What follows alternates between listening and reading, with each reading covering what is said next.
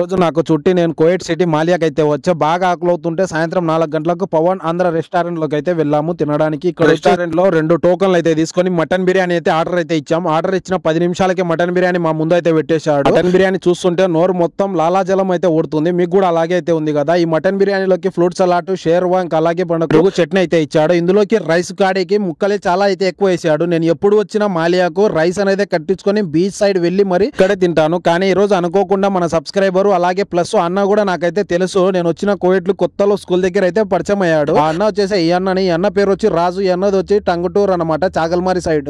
ఈ అన్న ఎంతమందికి తెలుసో తప్పకుండా కామెంట్ అయితే చేయండి. మటన్ బిర్యానీ టేస్ట్ విషయంలోకి వస్తే టేస్ట్ మాత్రం వర్త్ ఇంకా అలాగైతే ఉంది. దీని ప్రైస్ వచ్చి ఒక్కొక్కటి దినార్ సవమియా కంసి 2 బిర్యానీలకు వచ్చేసి అన్ననైతే డబ్బులు అయితే పే చేశాడు. మాలియాలో పవన్ రెస్టారెంట్ లో ఎంతమంది ఫుడ్ తిన్నారో తప్పకుండా కామెంట్ అయితే చేయండి. ఇంకా నేను చాలా రోజుల తర్వాత కలిసాం కాబట్టి అన్న వచ్చేసి తమ్ముడు మన ఇద్దరం ఒక ఫోటో దిగుదామన్నాడు. ఫోటోలు అయితే దిగాం. ఈ అన్న అయితే చాలా మంచి వ్యక్తి అనమాట.